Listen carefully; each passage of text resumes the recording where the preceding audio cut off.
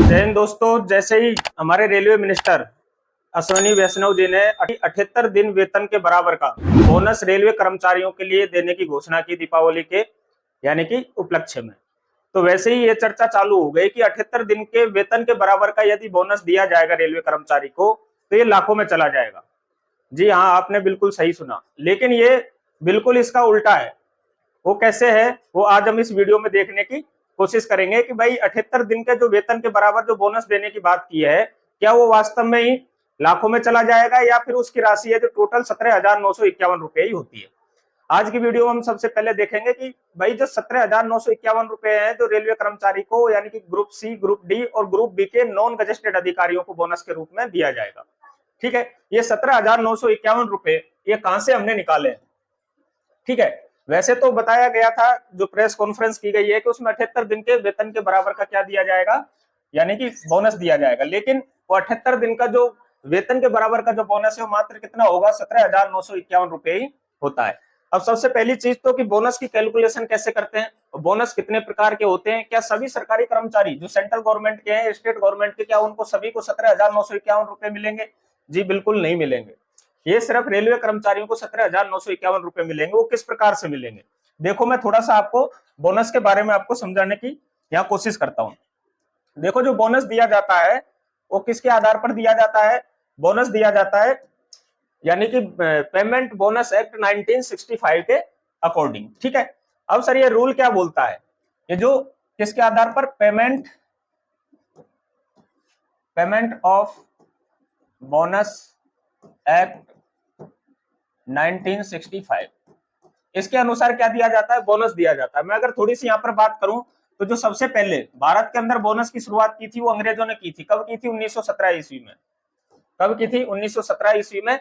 जो भी सैनिक यानी प्रथम विश्व युद्ध में अंग्रेजों की तरफ से लड़े थे, उनको क्या है, उनके बेहतरीन युद्ध कौशल के लिए क्या दिया गया था, 1917 में बोनस देने की घोषणा की गई थी अंग्रेजों द्वारा।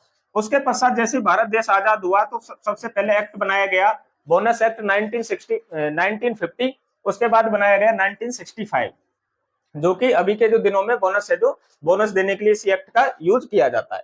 अब देखो, इससे पहले यानी कि 2014, यानी मैं बात करूं 2014 की,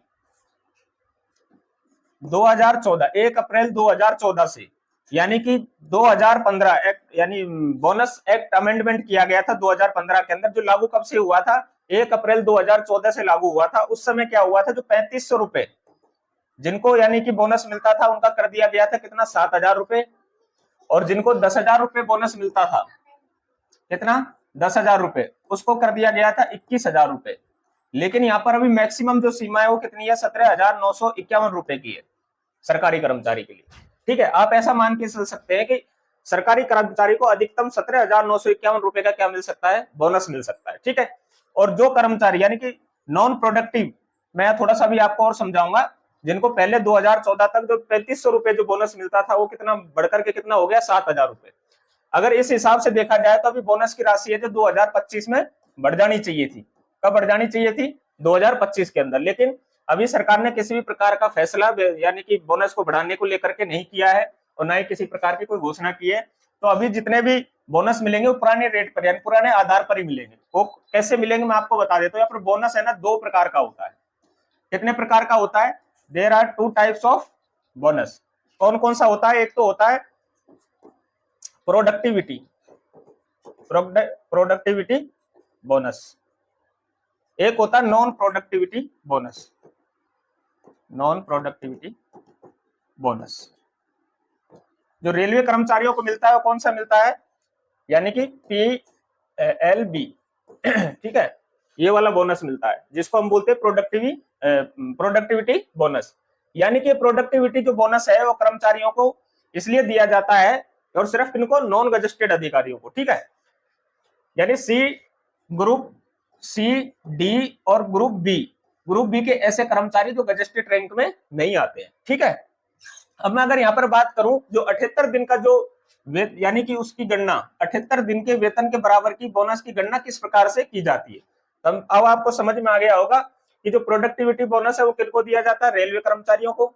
ठीक है, क्यों दिया जाता है? उनके बेहतरीन कौशल से यानी उनकी बड़ी अथक प्रयासों की वजह से रेलवे ने अब की बार है जो यानी कि 7% की बढ़ोतरी किसमें की, यानी मुनाफे में, यानी कि सवारी गाड़ियां जो चलती हैं उसमें, और 1.5% के लगभग किसमें की, मालगाड़ी ढुलाई वाले क्षेत्र में। बहुत अच्छा बेहतरीन कार्य रेलवे कर्मचारियों ने किया था। इसके उपलक्ष्य में यानी कि दीपावली पर यह बोनस दिया जाता है। हाँ, एक और चीज मैं यहाँ पर बता देता हूँ, जो हमें 2025 का जो बोनस मिलेगा, ये अभी 2025 में जो दीपावली से पहले जो बोनस मिलेगा, ये कौन से ईयर का होगा, ये होगा 1 अप्रैल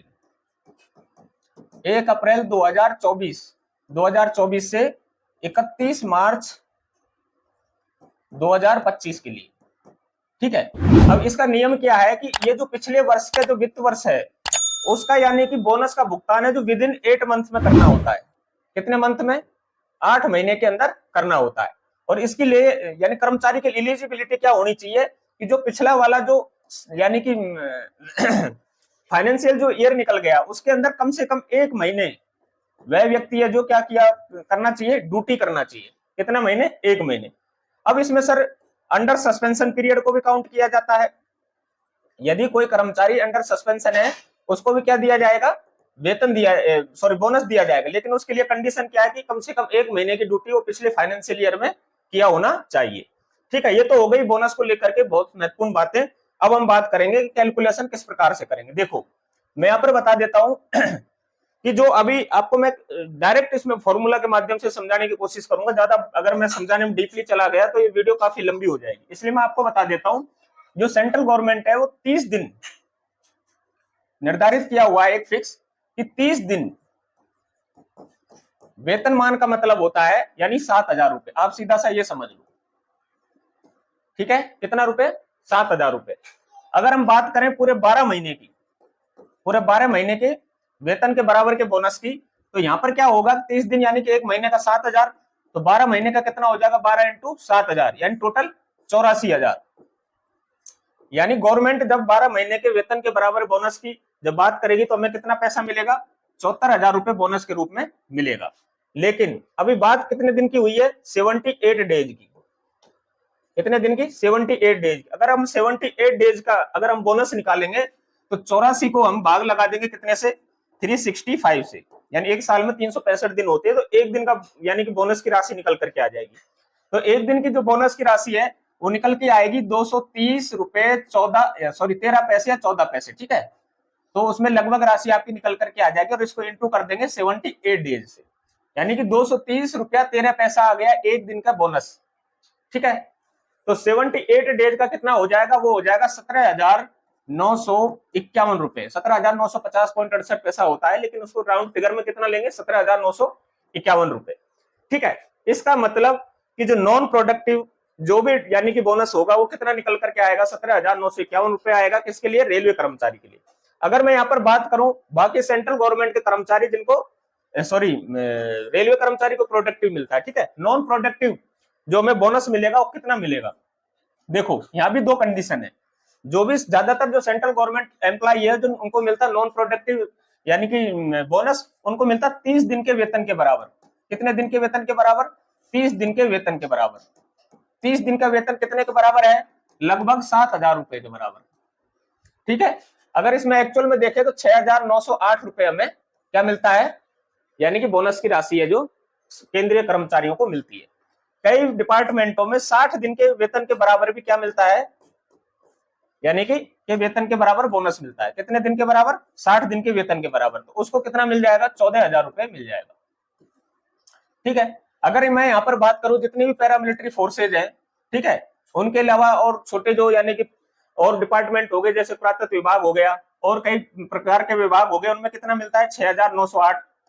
ठीक है, पर्यटन विभाग हो गया, इन सब में कितनी राशि है, 6,908 रुपए की राशि है जो सेंट्रल गवर्नमेंट के एम्प्लॉइयों को दी जाती है। ठीक है, अब आपको अच्छे से समझ में आया होगा कि जो लोग यानी ये बोल रहे थे कि खुश करने के लिए 78 दिन के वेतन के बराबर यानी कि बोनस है जो दिया जाएगा, वो एक्चुअल में 78 दिन का जो वेतन है वो किसके बराबर निकल के आया, यहाँ पर 17,951 रुपए के बराबर निकल के आया। लेकिन जैसे ही हम न्यूज पेपर में या मल्टीमीडिया पर या मीडिया के माध्यम से ये सुनते हैं कि भाई रेलवे कर्मचारियों को 78 दिन के वेतन के बराबर यानी क्या दिया जाएगा, बोनस दिया जाएगा, तो हम लोग सब यानी गदगद हो जाते हैं, या फिर रेलवे के कर्मचारी वो भी ये सोचते हैं कि चलो अब तो लाखों रुपया बोनस के रूप में आएगा। लेकिन वो बिल्कुल ऐसा नहीं होता है। और वो एक फिक्स अमाउंट 17,951 रुपया 78 दिन के लिए होता है। अगर मान लो 76 दिन का होता तो इसमें से 230 और 230 460 रुपए माइनस करके आप यानी उसमें से निकाल सकते हो, लगभग 17,000 और 500 और कुछ रुपए उसको क्या मिलेंगे, यानी कि बोनस के रूप में मिलेंगे।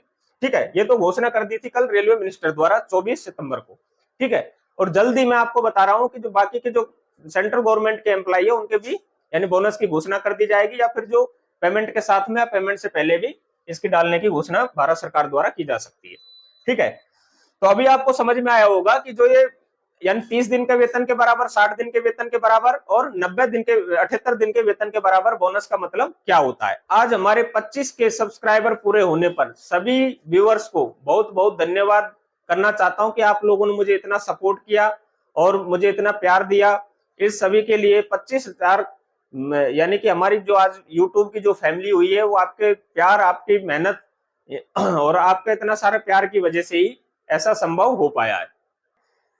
तो आज की वीडियो में बस इतना ही। अगर आप लोगों को हमारे द्वारा बोनस के बारे में दी गई जानकारी अच्छी लगती हो तो हमारे चैनल को सब्सक्राइब, वीडियो को लाइक और वीडियो को अधिक से अधिक शेयर करना बिल्कुल ना भूलें। इन्हीं शब्दों के साथ मैं इस वीडियो को करता हूं यही समाप्त। जय हिंद, जय भारत।